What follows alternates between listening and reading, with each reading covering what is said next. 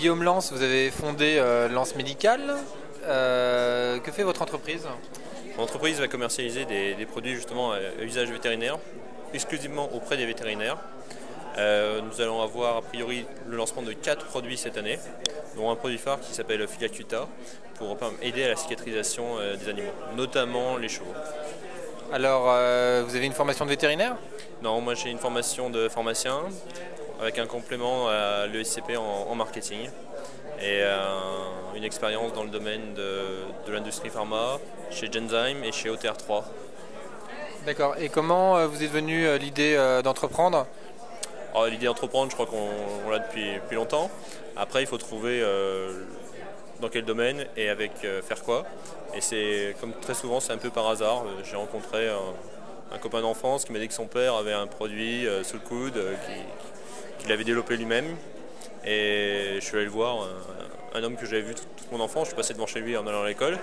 Et ce produit qu'il a développé, sur lequel il avait déposé un brevet, il est parti en retraite, il n'avait rien fait de particulier. Et là, je l'ai repris et je commercialise. Enfin, je vais le commercialiser le mois prochain. Donc c'est par opportunisme ou vous avez vraiment créé un business plan, vous avez étudié le marché? Comment vous êtes pris? C'est un peu les deux. Je connais assez bien le monde vétérinaire, mes deux grands-pères sont vétos. L'opportunité s'est présentée, donc il faut aussi savoir la saisir. Et là, le marché, je ne l'ai pas vraiment étudié jusqu'au bout. J'ai la chance de rentrer sur un marché où il n'y a pas un ticket à l'entrée élevé. Donc je travaille sur fonds propres et puis on va voir ce que ça va donner, quoi. Parce qu'aujourd'hui, je pense que les vétos ne vous ont pas forcément attendu pour avoir des outils de cicatrisation. Comment vous allez les prendre pour leur montrer que votre produit est le meilleur? Mon produit, je ne dis pas qu'il est le meilleur. Je dis qu'il va compléter un besoin qui n'est pas complété à l'heure actuelle. C'est-à-dire que le gros avantage par rapport à tout ce qui existe à l'heure actuelle, c'est qu'il n'y a pas besoin de mettre de pansement dessus. On se contente de pulvériser le produit à la surface de la plaie. On peut laisser au bout de 5 minutes l'animal se lécher la plaie et c'est comme ça que ça marche. Donc on n'a pas justement, je pense qu'on a un gain de temps, un gain d'efficacité et on a des résultats, des photos où on voit vraiment la repousse des poils, aussi bien chez le chien que chez le cheval, chose qui est très difficile à faire. Mais c'est une sorte de colle, c'est ça? Non, alors le mécanisme d'action n'est pas réellement connu. On a plusieurs pistes. La piste la plus sérieuse, c'est que le produit permet l'autorégénération de l'organisme par, je pense, stabilisation de la matrice extracellulaire. Mais c'est une théorie, là, je dois dire qu'on va éventuellement trouver quelqu'un pour faire une thèse là-dessus. Et si moi demain je me fais une plaie, je peux me l'appliquer?